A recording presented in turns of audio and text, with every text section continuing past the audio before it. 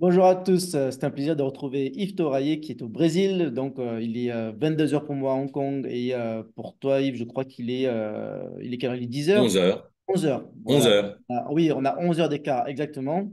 Et donc, voilà, nous sommes connus dans le cadre des élections législatives. Tu as été candidat aux législatives pour l'Amérique latine, moi pour la 11e Circo en Asie. Et voilà, on se retrouve pour prendre des nouvelles pour en savoir plus sur ton parcours, mais aussi, puisque c'est une chaîne YouTube qui parle surtout d'expatriation, c'est pas une chaîne politique, donc j'aimerais bien qu'on parle un petit peu d'expatriation. Et on va commencer par ça. Bon, déjà, bonjour Yves, comment vas-tu? Eh bien, écoute, Marc, bonjour, je vais bien, je suis ravi de pouvoir m'entretenir avec toi, ça fait longtemps. Les élections législatives datent d'il y a maintenant 2 ans, bien que moi j'ai connu une deuxième élection législative le 1er avril de l'année dernière, puisqu'elles avaient été invalidées. Et effectivement, j'étais candidat de la deuxième circonscription des Français de l'étranger, mais pas que pour l'Amérique latine, pour l'Amérique centrale, le Mexique et toutes les Caraïbes. Ah, bah, tu fais bien de Donc, jouer. mais j'avais moins de pays que toi, j'en avais 33, toi tu dois en avoir une cinquantaine, mais bon, c'est déjà pas 49. mal. 49. Bon. D'accord, alors il est 11 heures du matin au Brésil, et c'est comment en ce moment? Il fait beau, il fait chaud? Eh ben écoute, on vient de terminer l'été, donc on commence automne et il fait encore très très très chaud. Très chaud. Et encore, j'ai de la chance parce que j'habite en bord de mer, donc il y a toujours le vent qui souffle et qui nous amène un peu de On respire fraîcheur, vite. mais entre l'équateur et les tropiques, il fait toujours très bon. Disons qu'on a au minimum l'hiver 18 et l'été au maximum 40. Tu vois, c'est entre les deux. D'accord. Et là, tu pars de quelle ville? Tu es où? Tu es à Sao Paulo? Tu es où? Alors, non, non, je suis à Porto Seguro, dans le sud de l'État de Bahia. Alors pourquoi Porto Seguro? Enfin, la dénomination, ça veut dire port sûr, hein. Tout simplement parce que lorsque les Portugais ont découvert le Brésil, ils cherchaient un endroit pour pouvoir mettre leur caravelle et être protégés justement des vents, et ils ont trouvé cet endroit qu'ils ont appelé port sûr puisque ils étaient à l'abri du mauvais temps. Un peu la petite histoire brésilienne. D'accord, très bien. Bon, pour commencer, est-ce que tu pourrais nous te présenter et nous dire depuis combien de temps tu es au Brésil, qu'est-ce qui t'a amené là, et comment est la vie d'expatrié, enfin, si tu te considères expatrié, parce que j'étais avec Georges avant, il m'a dit, ah non, je ne suis pas expatrié, je suis binational. Dis-nous tout. Alors écoute, je suis expatrié, je le revendique. Alors pourquoi le Brésil? Ben, tout simplement parce que c'est un pays que j'aime bien. J'avais pas envie de rester très longtemps en France après ma retraite pour deux raisons. Un, parce que j'avais habité quand j'étais beaucoup plus jeune et jeune marié à Dreux, qui était la première ville conquise d'une façon commune par le Front National et le Parti gaulliste à l'époque, compte tenu de l'importance des Arabes qui étaient à Dreux. À l'époque, on descendait avec mon épouse et les enfants des trottoirs parce qu'ils ne nous laissaient pas passer. J'ai eu la malchance d'être agressé juste avant ma retraite à Pau par un Arabe. Donc, je suis content d'être expatrié. J'ai aucune envie de rentrer en France parce que je me dis jamais 203 et je voudrais pas que la troisième soit la bonne quand on voit aujourd'hui qu'ils manient de plus en plus le couteau. Alors pourquoi le Brésil? On a longtemps hésité avec un pays d'Asie, la Thaïlande. Tout le monde part de la Thaïlande on a vécu une dizaine d'années à Saint-Tropez avec mon épouse avant de venir au Brésil. Beaucoup de Tropéziens pendant l'hiver vont en Thaïlande. Et puis moi j'ai trouvé que la différence de civilisation, la différence de langue, la différence de culture était peut-être difficile au moment où tu arrives à la retraite accepté. Donc, on a cherché ailleurs. Les pays musulmans, n'en parlons pas. On a été en Australie, mais pour y faire quelque chose, on était trop vieux. Le Canada, il y fait trop froid. L'Europe, je pensais déjà que ça foutait le camp et qu'il n'était pas bon d'y rester. Donc, il restait plus effectivement que l'Amérique du Sud. Et puis là, on a fait l'entonnoir, grand pays, une ville où il y a un aéroport international, où il y a des hôpitaux, enfin, où on pouvait retrouver une vie un peu facile. Et puis, bah voilà, on est arrivé au Brésil en 2000. Bah, ça fait 10 ans au mois de février dernier, donc tu vois, et on est ravis d'y être. On a vécu ces 10 années dans un endroit complètement perdu. Il fallait prendre le fleuve et un bac pour arriver dans la partie de territoire de l'autre côté du fleuve. Et de l'autre côté de cette, je dirais pas une île, mais de ce petit territoire, il y avait un autre fleuve où là, il y avait même pas de bateau. C'était des pirogues. Donc, tu vois, on a vécu entre les singes, entre les aïs, les paresseux. On a vécu avec les perruches, on a Le manque des vécu paisibles. vraiment voilà, en pleine nature. Ça nous changeait de Saint-Tropez, mais on voulait aussi un petit peu trouver de calme, donc ça nous a beaucoup changé. Mais tu vois, malheureusement, bah, là j'ai eu 75 ans le mois dernier, j'ai fait un infarctus, prendre le bac à chaque fois qu'on veut se déplacer, où on habitait, il n'y a pas de banque, il n'y a pas de poste, il n'y a pas de supermarché, il n'y avait rien, donc il arrivait à un âge où tu as besoin un petit peu de plus de confort, donc on s'est rapatrié. Là, on est venu habiter effectivement à Porto Seguro même. Donc c'est tout récent puisqu'on a déménagé le 14 mars. Donc tu vois, ça fait ce qui fait que j'ai mis un certain temps à te répondre, à te dire que j'étais disponible, le temps de préparer le déménagement et d'emménager calmement. Voilà, donc si tu veux connaître cette vie d'expatrié, je regrette pas du tout le Brésil parce que alors le Brésil c'est quand même 55 fois la France, hein, donc c'est quand même très grand. 55, Bon, comme ça? 16 fois, pardon, 16 fois la 16 France, fois, oui. excuse-moi. C'est vrai, c'est pas. 16 fois la France. Je pensais à la France qui avait 550 000 km², 16 fois la France. Tu as la partie nord qui est très très pauvre, la partie sud du Brésil qui est très très riche, très très très européenne, c'est Curitiba, c'est São Paulo, c'est Florianopolis. Et puis tu as l'État de Bahia qui est un État qui est vraiment entre le nord-est et le sud-est. Mais les gens sont très cool, ils ont la mer, ils ont le soleil, j'allais dire. C'est vraiment alors la décontraction totale. Ne leur demande pas un rendez-vous parce que de toute façon, ils savent pas ce que c'est. Et même s'ils te donnent un rendez-vous, ils viennent 3 jours après ou 3 jours Ils sont pas à avant. l'heure. Bon, Ouais. enfin, voilà, c'est pas la vie, c'est pas la vie de Hong Kong, c'est pas la vie de Shanghai. C'est vraiment une vie cool et les gens sont hyper sympathiques à Bahia. D'abord parce que ils sont très francophiles pour plusieurs raisons, parce que ce sont les Français qui les ont délivrés du joug portugais, et le Ah, drapeau d'accord. brésilien est d'art tricolore, il est bleu, il est blanc et il est rouge. Le drapeau baïonné, pardon, il est bleu, il est blanc, il est rouge. Et la partie blanche est en triangle parce que le général qui commandait les troupes françaises était franc-maçon, ce qui explique ce triangle blanc dans le, Oh, dans d'accord. le, dans le rouge. Voilà, c'est une vie très agréable et très sympathique. D'accord. Est-ce que c'est facile de s'intégrer quand on arrive au Brésil? Est-ce que tu parlais portugais avant de venir? Comment ça se passe quand on arrive pour la retraite? Alors, je suis très nul pour les langues, donc je parlais pas portugais, je parlais pas espagnol, parce que ici, les Brésiliens, ils comprennent quand même l'espagnol, même s'ils n'aiment pas trop les Espagnols, mais mon épouse s'est mise très vite au portugais, parle bien portugais, étant paresseux de nature, je la laisse faire, donc je parle portugais pour me débrouiller sans problème, tu vois, je vais chez le médecin tout seul, je vais à la banque tout seul, je vais faire mes courses tout seul. Il y a aucun souci. Mais je peux pas dire que je parle portugais fluently. Voilà. D'accord. Et Mais, mais bon, ils arrivent à nous comprendre. Et tu leur demandes, eux, de parler doucement, ce qu'ils font, et à ce moment-là, ça, aucun souci. Aucun souci. d'accord. Est-ce qu'il y a eu des difficultés quand tu es arrivé, des choses de tu t'attendais pas, tu pensais peut-être rentrer en France? Non, tout s'est très bien passé dès le début. L'expérience, Alors, comment c'est passé? alors, avant de s'y installer définitivement, on est venu pendant 10 ans avant, 2 fois par an, une fois en janvier Ah, vous et, connaissez bien déjà. et 2 mois en juillet-août. Donc, on a vu comment se passait la vie brésilienne. Par contre, on n'avait pas été affronté aux problèmes administratifs. Ils ne sont pas foutus de te donner une liste des éléments dont ils ont besoin. Ouvrir un compte en banque, ça a pris 2 mois. Pour acheter un terrain et construire une maison, bon, on n'est pas pressé pour le temps n'existe pas. Je vais comparer quand ma fille et mes petits-enfants habitaient à Shanghai, on a été HSBC à Shanghai ouvrir un compte. En 1 heure, on est reparti avec le compte ouvert, la carte bleue. Entre-temps, on nous a servi des petits gâteaux, le thé, etc.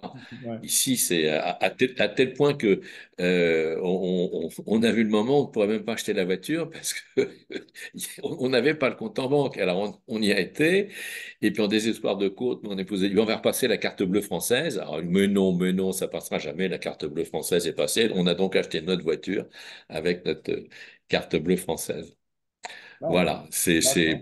petit problème administratif, mais il y en a partout maintenant, hein, tu sais. Mais ça s'arrange, alors qu'en France, au contraire, c'est la déliquescence qui s'installe. Bon, c'est D'accord. le balancier. D'accord. Alors, le Brésil a une réputation de pays dangereux, c'est vrai ou pas? Ah, alors, pourquoi je ne veux pas rentrer en France? Parce que j'estime qu'en France, le sentiment d'insécurité n'existe pas. C'est de l'insécurité pure et simple, hein, c'est pas un sentiment. Au Brésil, on nous dit que c'est pas sécur. Alors, moi, je me sens beaucoup plus en sécurité au Brésil que je m'y sens en France. Il est évident que si tu vas dans les quartiers chauds, avec ta Rolex, un diamant au doigt, une chaîne en or autour du cou, bah, c'est comme en France à Marseille, hein, tu vas avoir des soucis. Mais si tu y vas normalement, si tu ne les agresses pas en montant que tu es un riche expat ou un riche gringo, tu crains strictement rien. Voilà. Il y a effectivement de l'insécurité, mais j'allais dire, c'est entre gangs, hein, c'est tout. Alors, c'est vrai que la première année, on était au Brésil, les gens disaient, oh là là, qu'est-ce que vous allez faire là-bas quand on est arrivé à Salvador? Il y a eu 2 Français qui ont été tués la semaine dernière. Alors, on a essayé de savoir pourquoi. Évidemment, ils ont essayé de refourguer de la farine au lieu, Ah au bah ouais, lieu de la ouais. drogue. Bah voilà, Pas de bon. retraités qui se la coulent douce, quoi. Voilà, voilà. Non, mais si tu vis normalement, il y a pas de, il y a pas de problème. Il y a pas de, alors, euh, enfin, ça fait 10 ans, on s'est jamais fait agresser dans la rue. On se promène sans souci dans la rue. Bon, D'accord. Bon, voilà. globalement, Il est évident que à partir d'une certaine heure le soir, tu n'as pas intérêt à te promener dans la rue parce que bon, c'est quand même, faut faire attention. Mais je dirais que quand j'étais président de l'association Pouvoir Vivre à Saint-Tropez, le commissaire de police m'a appelé un jour en me disant surtout maintenant à tous les gens que vous connaissez, vous leur dites de pas sortir après minuit, hein. Donc, tu vois, la sécurité, c'est partout. Et c'était il y a plus de 10 ans, puisque ben, on a déménagé définitivement il y a 10 ans. Donc, tu vois, bon, il faut raison garder. d'accord. Bon, conclusion, le Brésil, c'est un bon pays, en tout cas, pour s'expatrier, pour passer sa retraite. Ah ben écoute, moi j'y suis Je très content. Tu recommande. vois, avant de déménager il y a 15 jours, on habitait dans un endroit, je t'ai dit, qu'on pourrait dire un petit paradis. On avait une maison, il y avait les pieds dans l'eau, tu avais une plage de 10 kilomètres. S'il y avait 100 personnes le dimanche, c'était le bout du monde. Tu ouvrais ton portail, tu étais dans l'eau.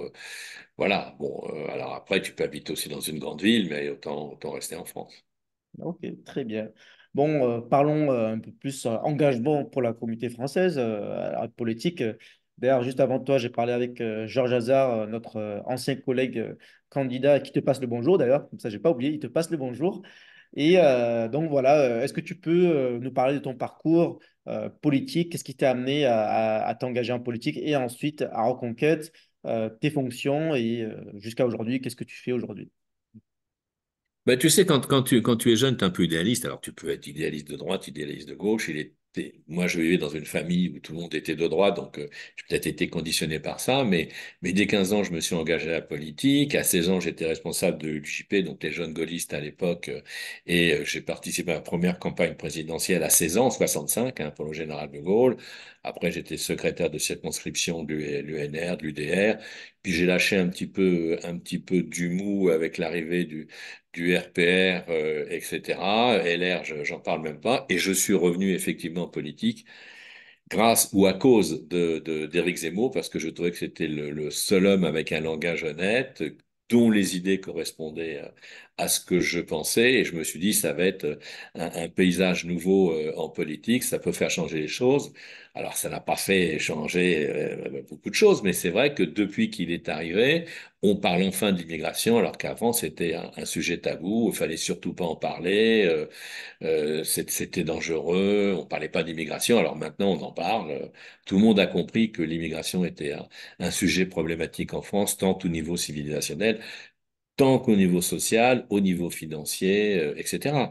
Donc voilà un petit peu pour schématiser mon parcours politique. Et puis j'ai été candidat, comme tu l'as dit, dans la deuxième circonscription des Français de l'étranger, 2 fois en un an, 2 fois battu, mais bon, c'était un peu logique dans cette circonscription qui est très rouge, hein, où beaucoup de conseillers consulaires sont LFI. Bon, toi tu es conseiller consulaire, donc tu peux voir un peu ce que ça donne. Mais je regrette pas du tout, du tout, du tout, hein. De toute façon, quand on a des convictions et des opinions, on les met pas dans sa poche ou au fond de ses chaussettes. On y va, le drapeau en bandoulière, et puis on avance. Voilà. D'accord, très bien. Donc après ces législatives, quel a été ton parcours? Tu as gardé des responsabilités dans le parti et aujourd'hui, tu en es où? Alors, effectivement, j'étais donc responsable de la deuxième circonscription des Français de l'étranger. Et on m'a lamentablement viré ou révoqué, disons comme on veut, là en début d'année, avec l'apparition d'un nouveau responsable de la fédération qui est passé quand même météore, puis je crois, à mon avis, il reste entre 15 jours et 3 semaines. Ah, c'est qui? Donc dès que... Pardon? C'est qui le nouveau responsable? Bah, il y a eu entre Alain Ouelladj Ah oui, oui, et, tu veux dire la fédération. Oui, je et veux dire oui, la deuxième oui, circonscription. oui, il y a eu Scandella, je crois, qui est resté Oui, 15 jours, 3 semaines, et dont le premier acte politique était de me virer. Donc voilà, mais c'est pas un problème. Et puis, Romain Bocquillon, que tu as interviewé l'autre jour, m'a demandé de reprendre mes fonctions de responsable de circonscription. Alors je lui dis non, non, non, non, non, non, non, je suis un homme d'honneur, je ne vais pas aller me mettre à la place de celui qui a voulu me remplacer. Je suis pas comment, is no good qui va à la place du vizir. Mais il dit, prends-le à titre provisoire avant de renommer quelqu'un. Je dis non, non, non, voilà, d'abord, j'ai un certain âge, donc place aux jeunes. Donc je suis un membre lambda de Reconquête. Et puis voilà, quoi. Donc c'est tout. Alors, le problème, c'est que beaucoup de monde m'a demandé, bah écoute, tu veux pas nous laisser tomber comme ça, c'est pas normal, il faut faire quelque chose. Donc, avec la quasi-totalité des membres du COMEX de Reconquête, on a donc remonté un petit groupe qu'on a appelé le Cercle des Patriotes et des Souverainistes, où on trouve des gens de Reconquête, des gens sans parti, des amis. Donc, pour l'instant, je veux pas dire que c'est un magma informe, parce qu'un magma voudrait dire un, un monstre existant. Non, non, mais on a actuellement des gens d'un peu partout, uniquement, hein, donc Français de l'étranger. Et puis on discute entre nous. Il y a des échanges sur WhatsApp qui portent sur l'économie, qui portent sur l'expatriation, qui portent sur la géopolitique. Alors avec effectivement des fois quelques petites frictions, mais toujours correct. Je crois que j'ai dû mettre une seule fois un petit peu les points sur les i, en disant que vous ayez des opinions divergentes, très bien, mais surtout respectez les autres. Voilà. Donc c'est pas une association, mais je pense que ça le deviendra après le mois de juillet-août. C'est pas un think tank, c'est plus une échange d'idées, hein. Je sais qu'un certain nombre d'entre nous vont voter Marion, un autre va sûrement voter Bardella, mais bon, je respecte les opinions de chacun, hein. Il n'y a pas il y a pas de souci. Et d'ailleurs, heureusement qu'il y a une diversité d'opinions, sinon ce serait la dictature. d'accord. Et donc ça s'appelle le cercle des patriotes et des... Et des souverainistes. D'accord. Et j'ai vu que vous Alors organisez... pourquoi des patriotes? Parce que pour nous, la France encore, j'allais dire, représente encore quelque chose. C'est encore notre patrie, même si on est expatrié.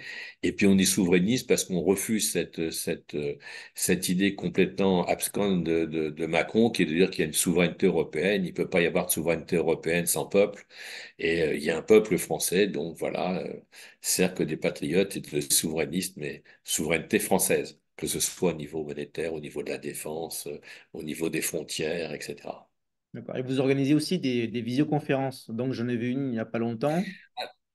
Oui, oui, on organise des visioconférences, tu as tout à fait raison. La dernière était avec Arthur de Vatrigan, que beaucoup de gens connaissent parce qu'il intervient sur CNews, parce qu'il est rédacteur en chef ou directeur de la revue Incorrect, et puis c'est surtout lui qui est à côté de Mathieu Bloc-Côté pour l'émission de CNews le samedi, Face à Mathieu. D'accord. Et donc ça, c'est des événements que vous allez continuer à faire une fois par mois, tous les 2 mois. Alors, on va continuer à les faire. Alors, théoriquement, c'est une fois par mois, mais c'est pas la difficulté, c'est que tu trouves des intervenants qui sont en Europe et les décalages horaires fait que c'est 5 heures, donc tu peux le faire que le samedi ou le dimanche en fin de journée pour les intervenants européens. C'est pas toujours facile pour eux.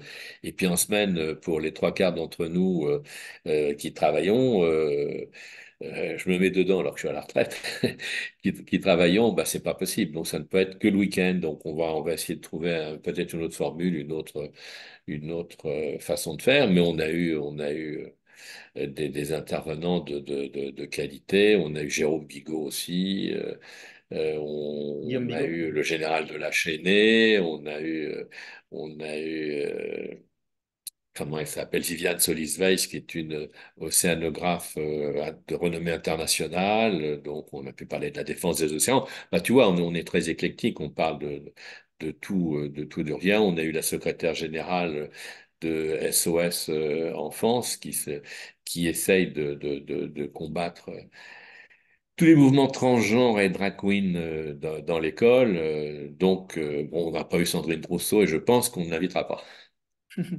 D'accord, très bien. Quoique, elle serait peut-être contente de venir. Pour débattre, pourquoi pas? Ok. Alors, en tout cas, donc maintenant, vous êtes réorganisé. Et qu'en est-il de Reconquête? Est-ce qu'il y a toujours un groupe Reconquête séparé ou est-ce que tous Ah vos oui, contacts oui, oui, oui, oui, sont il y a toujours, réunis? il y a toujours un groupe Reconquête séparé, bien sûr, dont je suis membre de ce groupe Reconquête, mais je ne suis D'accord. plus au COMEX, je n'interviens plus dans les décisions. Oui, oui, oui, bien sûr, bien sûr. Et dont le responsable fédération est Robin Boquillon, qui était l'ancien responsable GZ, Ouais, bah, Fédération des Français de l'étranger. Voilà. d'accord. Et j'ai toujours comme bras droit Alexandra Delesquin, qui était ma suppléante et qui était la responsable du pôle idée reconquête de la Fédération des Français de l'étranger, et que l'on a remercié également. Donc voilà, mais tu veux, ça fait partie des aléas de la vie politique, hein, donc bon, Oui, bon, j'ai connu ça aussi. D'accord. Très bien. Et donc, bon, oui. relations cordiales. Et eux, ils font des événements, ils font campagne en ce moment? Ça se passe comment la campagne pour les européennes? Bah, j'ai l'impression que c'est assez calme. Enfin, pour l'instant, je vois pas grand-chose passer, hein. Mais Romain a pris son poste il y a pas très longtemps. Si c'est 15 jours, 3 semaines, le temps qu'il s'organise. Et en plus, le pauvre, on l'a nommé au moment où il partait en vacances. Donc, étant jeune marié, je pense que il a, il a pas eu tellement, je dois, si, si. Et il est d'ailleurs en République dominicaine, dans ma circonscription, en vacances, puisque son épouse est dominicaine. Et je sais qu'il y a un certain nombre de membres ou ex-membres de Reconquête et membres du cercle vont le rencontrer pour lui dire un petit peu ce qu'ils pensent de la situation et de la façon dont ça évolue. Voilà. Bon. Alors, et toi, qu'est-ce que tu penses de la situation politique, le paysage politique? Qu'est-ce que tu as à dire? Comment tu analyses les choses? Ah, alors c'est difficile. Enfin, c'est difficile parce que la vue que l'on a de la France de l'étranger est un peu différente de la vue que les Français peuvent en avoir. D'ailleurs, on dit souvent que si tu veux avoir des nouvelles de la France, il faut que tu écoutes Les journaux étrangers? les Ouais. télévisions étrangères. Écoute, moi, je suis un peu désolé de voir ce qui se passe parce qu'on se rend compte que, enfin, moi, j'ai l'impression de me rendre compte que la volonté de Macron, c'est de détruire la France, hein. Tout ce qu'il fait, c'est vraiment contraire aux intérêts français. Donc, ça commence un petit peu à m'énerver. Enfin, il y a longtemps qu'il m'énerve, mais là, je trouve que il y a rien qui est fait dans le sens de la défense de la France, que ce soit de la défense de la langue française. Moi, je suis désolé. Alors, on va me dire, oui, t'es vieux, tu comprends rien à la jeunesse. Bon, il y a Yaya Nakamura, c'est pas ma tasse de thé. Et ce qu'elle chante, je comprends rien du tout. Donc, je veux bien que ça représente la langue française, mais je sais pas où elle peut être comprise, à part dans les banlieues.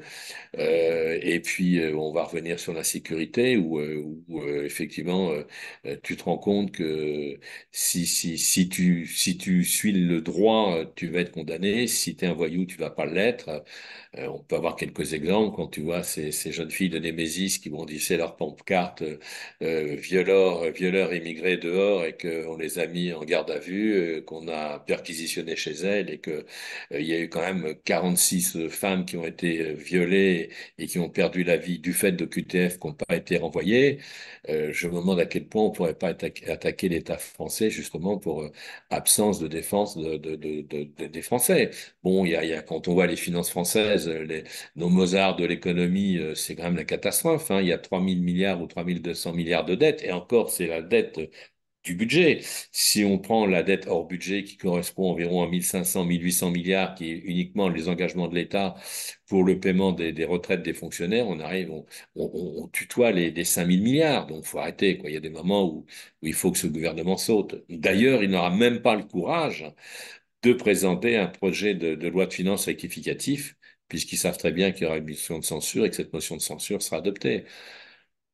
Il y a un moment où il faut arrêter, hein, et puis systématiquement donner raison à l'Europe. Bon, je veux bien, mais la défense européenne, ok, mais dès que tu donnes de l'argent aux Polonais, aux Allemands, qu'est-ce qu'ils font? Ils vont acheter des F-16, ils n'achètent pas des Rafales. Donc tout est comme ça. Bon, on nous entraîne dans une guerre avec l'Ukraine, hein, qui est aux frontières de l'Europe. C'est quand même pas la porte à côté. On va dépenser des milliards pour l'Ukraine. C'est pas pour ça que je défends la Russie. Il faut pas interdire ce que j'ai pas dit.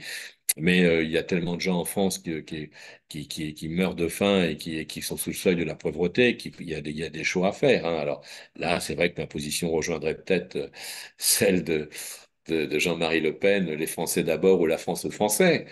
Mais bon, j'allais dire l'assistanat à tout prix pour les étrangers qui n'ont jamais cotisé en France, qui sont en situation illégale, ça va. Ça, c'est un problème qui n'existe pas au Brésil. Euh, les étrangers qui viennent au Brésil, que ce soit les Haïtiens ou les Vénézuéliens, ils arrivent, ils n'ont droit strictement à rien. Donc ça, Ok. c'est là-dessus, les Brésiliens sont intransigeants. Bon, je pense qu'on est à peu près d'accord sur tout dans le constat. Maintenant, dans les choix et dans l'actualité politique, notamment les européennes, où est-ce que tu te positionnes? Je comprends que tu es toujours un soutien, tu es toujours membre, mais tu soutiens toujours Reconquête et Marion. Est-ce que c'est bien ça? Alors écoute, même si j'étais plus Reconquête, je soutiendrais Marion parce que je pense que c'est une femme formidable, elle connaît ses sujets, elle n'a pas la langue de bois, elle n'hésite pas à débattre, elle est pour la remigration alors que Marine Le Pen n'y est pas. Elle considère que l'islam est incompatible avec la République. Marine Le Pen estime que l'islam est compatible avec la République. Donc, si tu veux, j'allais dire mon choix, ce serait ou RN ou Reconquête. Donc, compte tenu de ces deux paramètres, il y a un moment, il faut que tu fasses un choix. On peut pas être d'accord sur tout, donc mon choix va forcément sur Marion Maréchal, et je voterai Marion Maréchal sans aucun problème. Donc, c'est certain. D'accord. Toi, tu n'as pas été est-ce que ça a un effet sur toi le fait qu'elle ait dit qu'elle souhaitait la victoire de l'Ukraine? Écoute, c'est moi, ça me fait rigoler parce qu'on parle que de la Russie et de l'Ukraine. Combien de pays ont envahi d'autres pays et personne n'est intervenu? Quand les Américains ont envahi l'Irak, c'était totalement inadmissible. Et là, au moins, Villepin enfin, le gouvernement français de l'époque a une position extraordinaire. Là, j'estime qu'il y a des moments, la position de la France serait nettement plus grande et en sortirait grandie si elle prenait plutôt la paix que l'escalade à la guerre. Bon, ça, c'est mon sentiment. Qui peut gagner, j'en sais rien. De toute façon, c'est pas l'homme qui gagne puisqu'il se fait tuer. Donc ça, c'est certain. Les Ukrainiens se font tuer, les Russes se font tuer, les marchands d'armes s'engraissent. Moi, ce que je souhaite, c'est que la guerre s'arrête le plus vite possible. Et tu vois, ce qui m'ennuie un petit peu, si on veut faire un parallèle, c'est que les Russes, envahissent l'Ukraine, tout le monde soutient l'Ukraine et continue à soutenir l'Ukraine. Le Hamas envahit Israël et aujourd'hui, c'est quasiment Israël qui fait office d'agresseur et de génocidaire, alors qu'en fait, le génocide, il a été du côté du Hamas. Donc, il faut regarder les choses objectivement et je souhaite pas plus la victoire de l'Ukraine que de la Russie. Je souhaite que ça s'arrête et que la paix s'installe entre les deux. D'accord, très bien. Donc, et qu'est-ce que tu penses de Jean-Frédéric Poisson qui a quitté Reconquête? Est-ce que tu sais une anecdote? Est-ce que tu comprends? Est-ce que ça a du sens? Comment tu analyses ça? Alors, je, je souris parce que j'aurais tendance à te dire est-ce que je peux utiliser mon joker, mais comme Tu j'ai peux, dit tu as le que droit, tu n'es j'étais pas un obligé homme de répondre, d'honneur hein. et que j'étais un homme d'honneur et que j'allais répondre à tes questions. Ça m'étonne pas, hein. Jean-Frédéric Poisson a quitté le LR, il a perdu la mairie de Rambouillet, il a perdu la circonscription de Rambouillet qui était quand même tenue par l'Archer. Il est parti chez Via. Chez Via, il vient chez Reconquête. Il sait que chez Reconquête, il a pas un grand avenir, donc il part maintenant chez Philippot en se disant je vais avoir une place éligible sur la liste de Philippot, si tant est que la liste de Philippot soit élue. À un moment, il avait été sollicité par être candidat au Sénat pour Reconquête. Il s'est rendu compte que bon, ce sera difficile. Il a abandonné. Donc, j'estime que quand on va au combat, on va au combat, hein. Voilà, point, c'est tout. Donc, pour moi, c'est un épiphénomène. C'est dommage parce que c'est un type intelligent, qui a beaucoup d'esprit et qui perd son temps à folâtrer à droite à gauche. D'accord. Et Voilà, t'as ma réponse en direct. bah, très bien, très bien. Et qu'est-ce que tu penses des autres options, par exemple? Alors déjà, Philippot, qu'est-ce que tu penses de ce personnage? C'est intéressant d'avoir ton avis. Écoute, j'aime bien l'écouter parce qu'il dit des choses qui sont hyper intéressantes, euh, souvent vraies. Malheureusement, il a pas d'avenir, quoi. C'est dommage. C'est Ok. dommage. Et qu'en est-il de Asselineau? Je demandais tout le monde. Ah, je l'attendais. Je me disais, qu'est-ce qu'il attend? Mais qu'est-ce qu'il attend? Écoute, alors Asselineau, je l'aime pas du tout en tant qu'homme, hein, en tant que personnage, parce que il a un peu un but de sa personne. C'est moi je t'ai qui ai raison, vous êtes tous torts. Il a une position sur l'Europe qui est au moins claire, qui est nette. Je crois que c'est le seul qui a une position vraiment Frexit. Il a le courage de ses opinions, mais c'est pareil. Bon, je peux pas voter pour lui. Voilà. D'accord. Est-ce que tu connais Kuzmanovic? Oui, oui, alors Kuzmanovic est un personnage intéressant parce que bon, il vient, si je ne m'abuse, de l'extrême gauche ou du trotskisme. Il a soutenu Mélenchon? Mélenchon, je crois même qu'il est déjà porte-parole ou Mélenchon ou chargé de sa communication. Après, il a rejoint une courte période Zemmour. Je l'écoute assez souvent. J'ai eu des rapports avec le candidat de son mouvement dans la deuxième circonscription des Français de Très l'étranger. gros. On a échangé. C'est ça, on a échangé un petit peu quand on a fait nos recours contre la députée actuelle parce qu'on n'avait pas tout à fait vu les mêmes choses, donc on est chacun resté sur notre point de vue, mais ça fait avancer le schmilblick, hein, donc c'était bien. J'allais dire, plus il y a 2 points qui sont soulevés, plus il y a des chances de réussir. On a réussi elle a été invalidée. Et on a commencé une deuxième invalidation après sa réélection parce que les problèmes étaient exactement les mêmes. Bon, mais le Conseil constitutionnel a dit, écoutez les petits, là, ça suffit maintenant. Voilà. Non, non, c'est quelqu'un d'intéressant. Voilà. D'accord. Bon, très bien. Alors donc, choix Mais, clair. mais attends, attends, je veux dire une chose. Les 4 personnages que tu viens de citer, hein, que ce soit Poisson, Philippot, Asselineau, Kuznovic, au moins ont des opinions, au moins ils les défendent, au moins ils acceptent de débattre. On n'est pas dans le cadre de l'extrême gauche qui, de toute façon, est contre tout et refuse de débattre. Voilà, c'est en ça, si tu veux, que j'apprécie quand même les hommes, parce que c'est pas parce qu'on n'est pas d'accord que on doit pas débattre, c'est pas parce qu'on n'est pas d'accord qu'on doit systématiquement s'invectiver, de se traiter de con ou de petits noms d'oiseaux. Donc voilà, c'est pour eux, au moins, j'estime qu'ils ont ce courage-là. Ok, très bien. Donc, on a compris ton avis sur la plupart des, on va dire, candidats patriotes souverainistes. Donc, selon le nom de ton club aussi, donc, on comprend tes convictions. Le choix est clair, Marion. Donc, pour ceux qui hésitent, parce que beaucoup hésitent encore, dont notre ami Georges Hazard, qui m'a dit qu'il hésitait tout à l'heure, qu'est-ce que tu leur dis? Pourquoi continuer à soutenir Marion? Alors, d'abord, pourquoi soutenir Marion? Parce que, comme je l'ai dit, on n'a pas les mêmes opinions, on n'a pas les mêmes opinions sur les solutions à donner au problème de l'immigration. Donc ça, c'est déjà quand même un point important parce que c'est vrai que c'est un peu le reproche qu'on peut faire aux Reconquêtes, c'est qu'ils sont obsédés par l'immigration. Mais si l'immigration est une immigration zéro, alors c'est pas que personne ne rentre, hein, c'est que il y ait autant de sorties que d'entrées. Déjà, tu as un paquet d'économies au niveau aide sociale. Quand on voit au niveau des retraites que tu vois sur 1000 retraités en Algérie, la dernière inspection qu'a fait la caisse d'assurance vieillesse, en fait, ils n'ont retenu que 150 dossiers parce que les 850 autres étaient complètement bidons avec des centenaires, des doubles noms, etc. Bon, je sais pas si elle est tellement apte à gérer ça, à part Charles Prats, hein, je vois pas qui pourrait le faire. C'est pareil, le RN a voté la loi immigration pour accepter l'immigration légale et régulariser tous les étrangers qui sont actuellement en France. Je suis pas d'accord. Donc, si tu veux, je ne vois pas aujourd'hui qui mieux que Marion pourrait défendre ce genre d'idée, mais à défaut, il est évident que je ne peux conseiller aux gens que de voter Rassemblement national, plutôt que d'aller voter chez les traîtres de LR, ou d'aller voter sur les petites listes qui ont malheureusement aucune chance et qui empêchent les grandes listes de pouvoir peut-être avoir des élus de plus et de pouvoir renvoyer Van der Leyen à ses chères études sur Donc, Pfizer.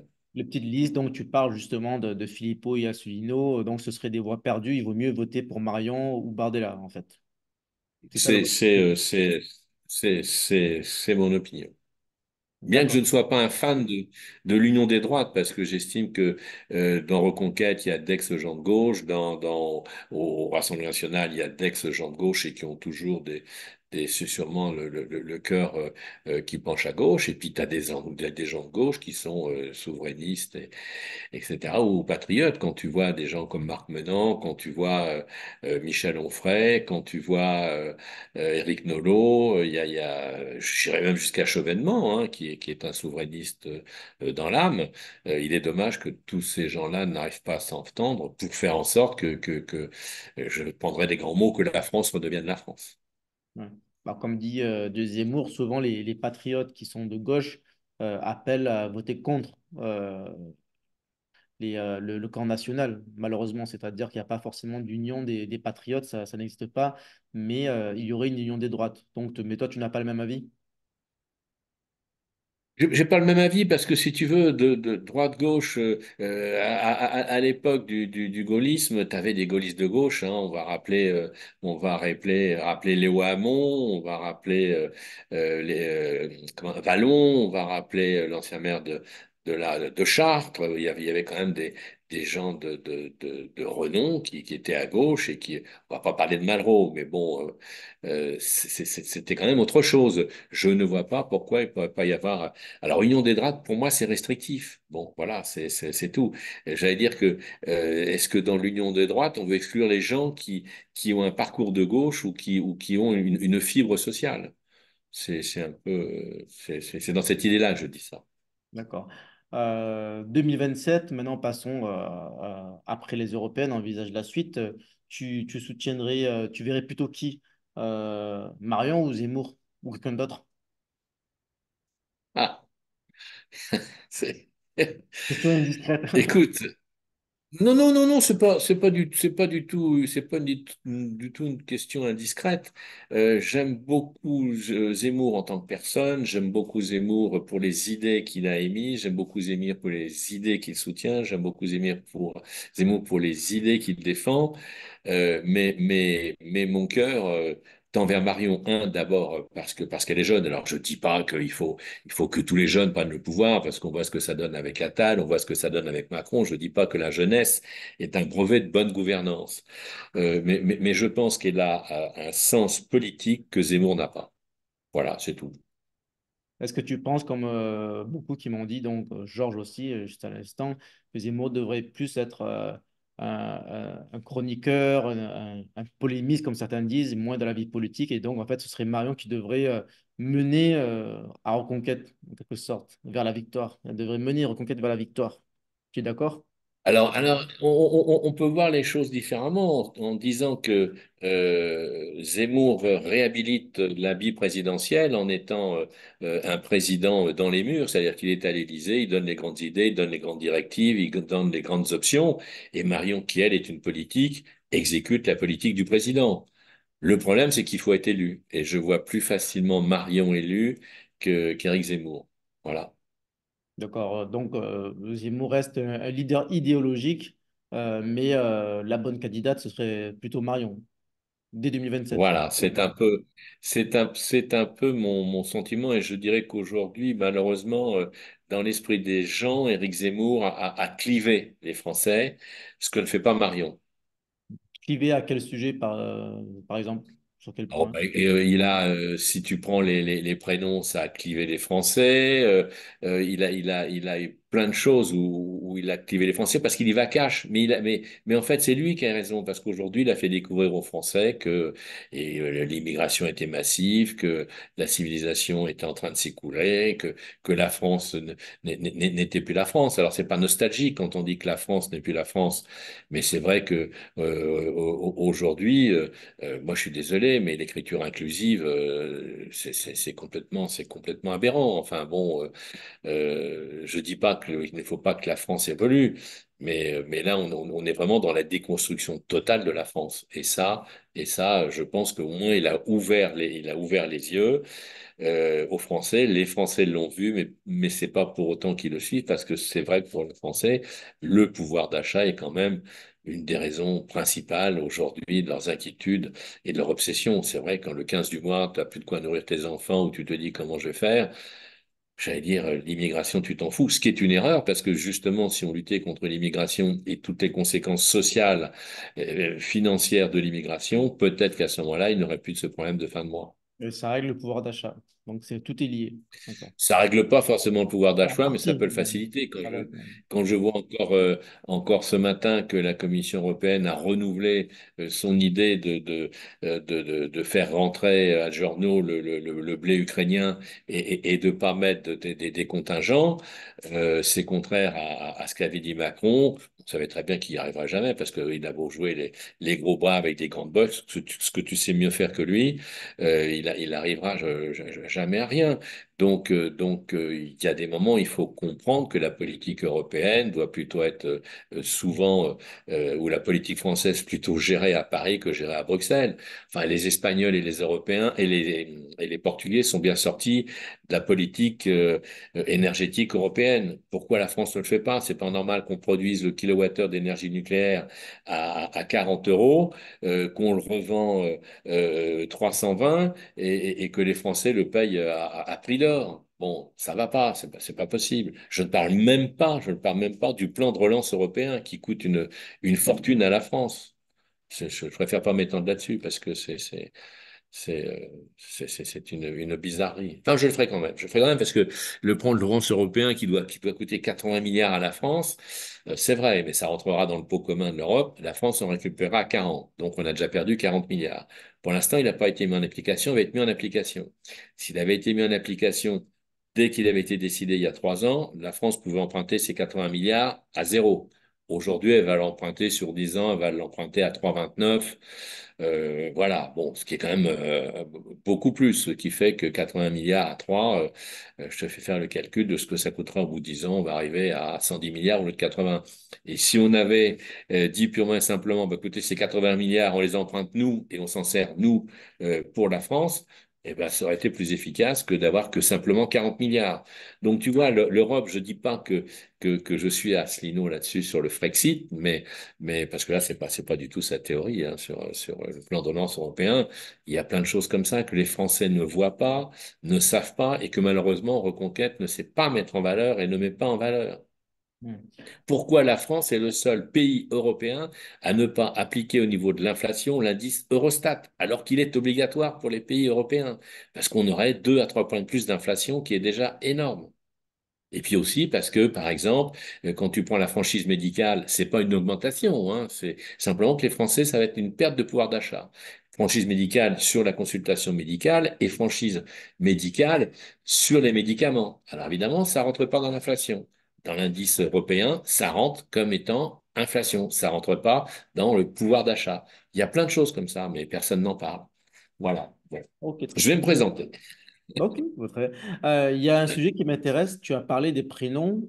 Tu as dit à la fois que Zemmour était clivant et en même temps, tu as dit qu'il avait raison. Ça veut dire quoi? Alors. Je sais que c'est un sujet qui te concerne. Hein. Non, je dirais simplement, alors je vais être encore plus clivant et uniquement parler de l'islam. Quand tu te convertis à l'islam, tu dois changer de prénom et prendre un prénom à l'islam pour vraiment t'intégrer. Donc je dis que ce serait une preuve de la part des musulmans qui veulent s'intégrer à la France. L'intégration, d'ailleurs, c'est un mot qui me plaît pas parce que l'intégration ne veut rien dire. On ne s'intègre pas, on s'assimile. Que ceux qui veulent s'assimiler, notamment les musulmans, s'assimiler à la France et montrer que la France est devenue leur pays, prennent un prénom qui soit un prénom français. Voilà, c'est tout. C'est simplement, j'allais dire, c'est un petit peu la loi de la réciprocité.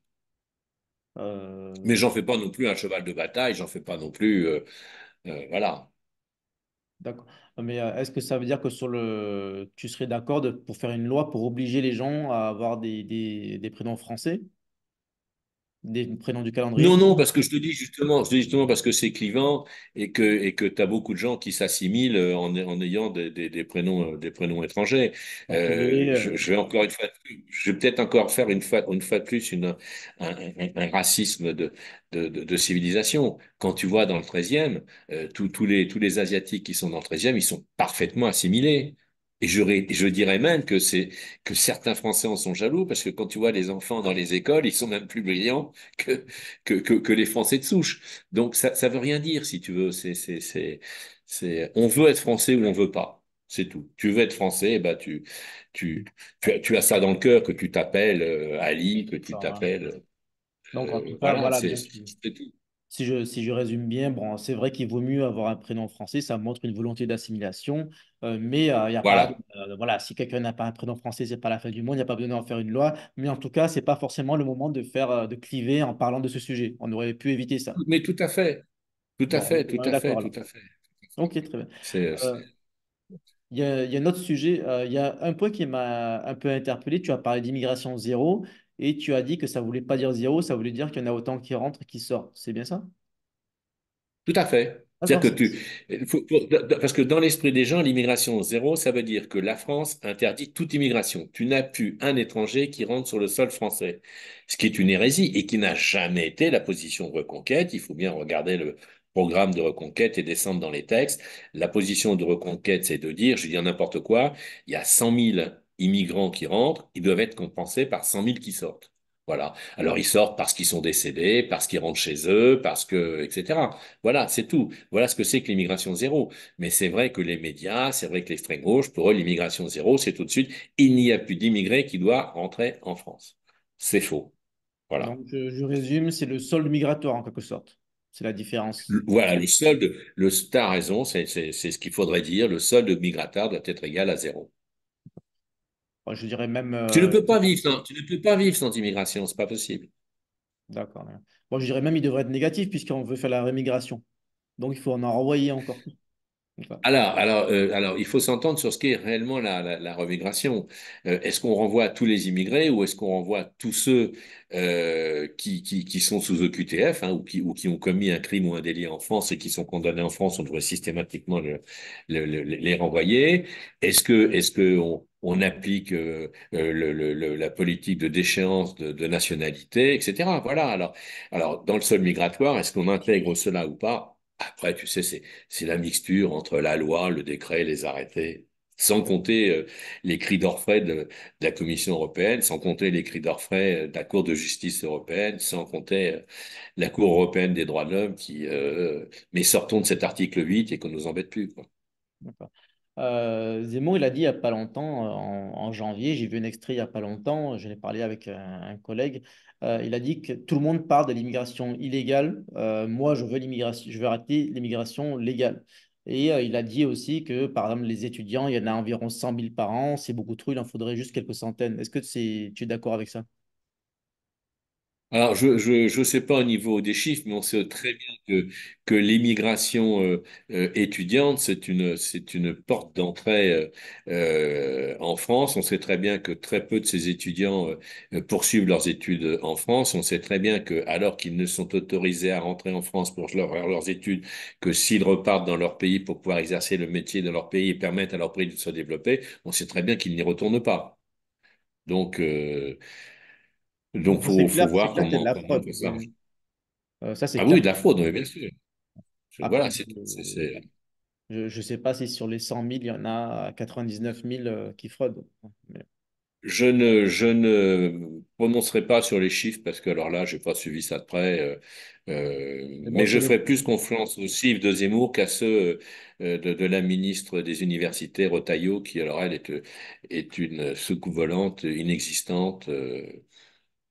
d'accord. Mais bon, en tout cas, sur le principe des étudiants brésiliens qui veulent venir étudier en France, qui ont de bons résultats, qui sont des vrais étudiants, il n'y a pas de problème.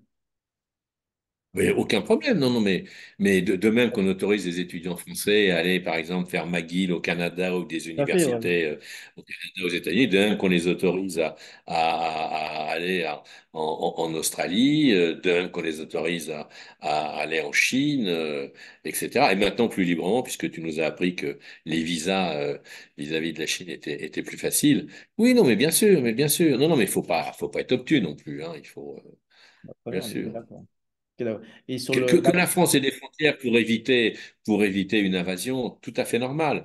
Mais il faut pas non plus que ce soit une passoire. Il faut raison garder. Voilà. et sur la Mm. formulation qu'il faut arrêter l'immigration légale, qu'est-ce que tu en penses?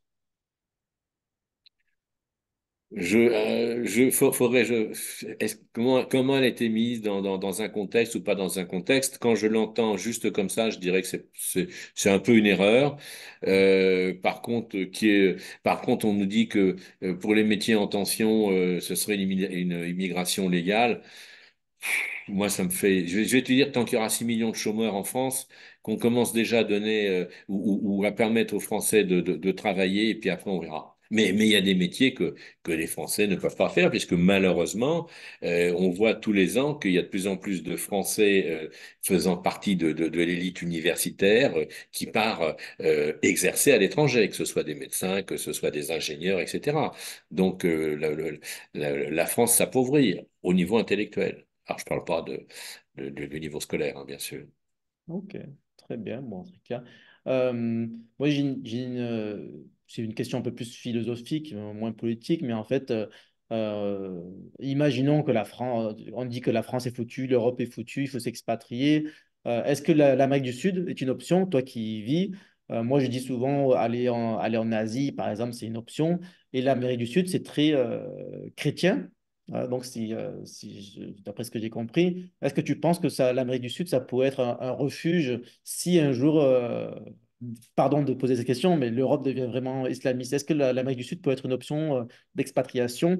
Parce que j'ai pas mal de gens qui me posent des questions sur les réseaux sociaux. Où s'expatrier si on considère que l'Europe est foutue? Ils n'ont pas envie d'aller en Asie parce qu'ils ont envie d'être dans une culture occidentale, mais ils pensent à soit l'Europe de l'Est, soit d'autres pays et peut-être l'Amérique du Sud. Qu'est-ce que tu en penses?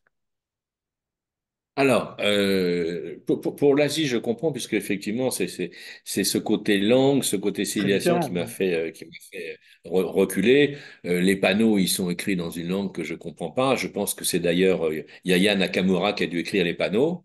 Bon, mais ça, à chacun sa langue, à chacun son alphabet, hein. Donc, pour qu'on est arrivé ici, on en a fait un peu là avec mon épouse le système de l'entonnoir, bah ça c'est pas, ça va pas, ça va pas. Donc c'est vrai que l'Amérique du Sud a un gros avantage. D'abord, civilisation judéo-chrétienne, tu l'as dit, donc c'est facile, très catholique. Donc l'islam n'est pas encore là. Ensuite, il faut savoir que nombre de pays d'Amérique latine sont soumis au droit latin. Je dirais pas au Code Napoléon, mais on retrouve beaucoup du Code Napoléon dans le droit de tous ces pays d'Amérique latine. Donc, si tu veux, tu es moins dépaysé. Euh, Après, bon, si tu parles espagnol, tu choisis tous les pays d'Amérique latine, sauf le Brésil où on parle portugais. Il faut savoir qu'il y a une ville qui est très européenne, c'est Curitiba, puisque tu as les usines Renault, Peugeot, Fiat, énormément d'entreprises européennes qui est là-bas. Et puis, t'as tout le sud du Brésil, hein, notamment le Rio Grande do Sul et l'État de Santa Catarina, où j'allais dire t'es même pas au Brésil, hein. Les villages sont allemands. T'as vraiment des villes allemandes avec les colombages allemands. Ah, ben ça c'est intéressant, c'est C'est bon à savoir. très européen. Et ce sont des pays, si tu veux, contrairement au nord, qui est soleil, cool, hein, j'allais dire, c'est quoi? Il y a des nanas et des nanas, enfin la samba, Palmier, lambada, tout ce que etc. tu veux, Ouais, etc. Voilà, le sud du Brésil, de São Paulo jusqu'à la frontière uruguayenne, est vraiment, vraiment un endroit où on travaille. Enfin, tu te retrouves comme tu pourrais te retrouver en Asie, etc. D'ailleurs, tu sais très bien qu'il y a la ville de Sao Paulo, c'est la ville au monde où il y a plus de concentration d'hélicoptères parce que pour se déplacer, c'est le moyen le plus facile d'aller d'un building à l'autre, hein. Donc, non, non, il n'y a pas. le moyen le plus sécuritaire aussi, on m'a dit ça. C'est-à-dire, même Le, si on le est moyen, voiture, on risque le moyen de... Voilà. le plus chic. Alors, c'est vrai que quand je te dis qu'il n'y avait pas d'insécurité pour quelqu'un comme moi, hein, je suis pas milliardaire, mais Mm. c'est vrai où des très grosses fortunes sont en São Paulo. Par exemple, les Golfs ont tous trois ou quatre sorties. Comme ça, tu sais jamais par où le milliardaire va sortir. Donc, si tu voulez faire un enlèvement, ça veut dire qu'il faut une organisation criminelle déjà assez importante qui prévoit X hommes à X sorties. Mais l'hélicoptère, encore effectivement, pour eux, le moyen le plus sûr. Non, non, Mm. c'est sûr que bon, les milliardaires, ils se déplacent avec des gardes du corps, des voitures blindées, bien sûr. Voilà. C'est sûr. Mais Ok. j'allais dire pour le commun des mortels, bon. Hmm. En fait, ce que je voulais avoir, je voulais avoir ton avis sur en fait la philosophie des peuples d'Amérique latine et centrale. Est-ce qu'un jour ils pourraient se laisser faire comme en Europe, c'est-à-dire accepter l'immigration islamiste, etc., en disant qu'on a besoin, il faut faire attention, il faut les accueillir, il faut être généreux, il faut comprendre, etc. Est-ce que eux, ils pourraient avoir cette mentalité? Parce que par exemple, en Asie, je sais que ça n'arrive pas. Alors, En Asie, ça n'arriverait jamais. alors, En Amérique latine, est-ce on, que ça on arrive? ne, on peut pas dire jamais. On ne sait pas de quoi l'avenir sera fait. Si ça arrive, c'est pas demain. C'est dans quelques dizaines d'années. La seule chose que je peux dire aujourd'hui, c'est que dans la partie de l'extrême gauche brésilienne, donc de l'extrême gauche du PT, tu as des gens pour qui j'allais dire le Hamas, ce sont des résistants. L'islam est une religion d'avenir, etc. Mais ça me fait penser un petit peu à ces féministes françaises. On a des amis comme ça, hein, on en côtoie, notamment une que je ne citerai pas. Quand elle est sur la plage, elle est en string. Demain, si elle doit se baigner en burqa, je la vois mal.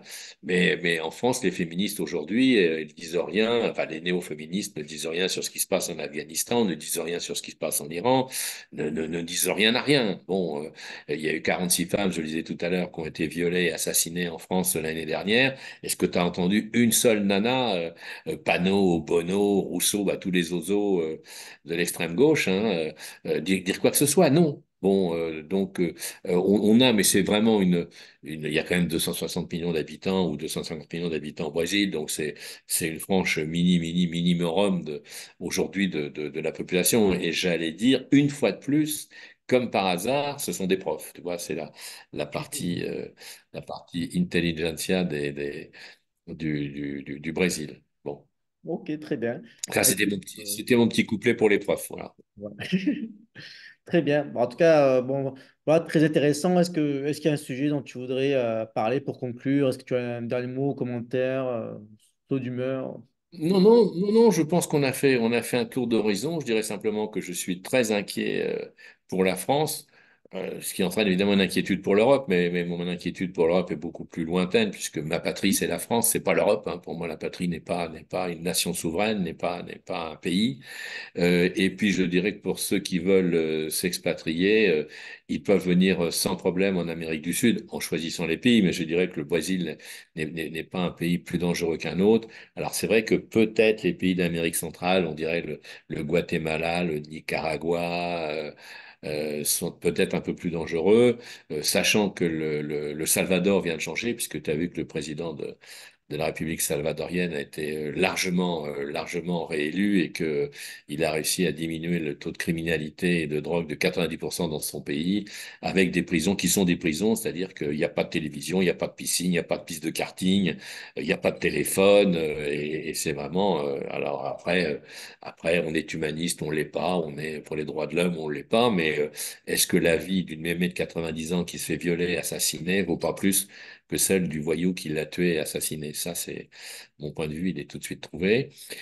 Voilà donc ce que je pourrais dire en conclusion.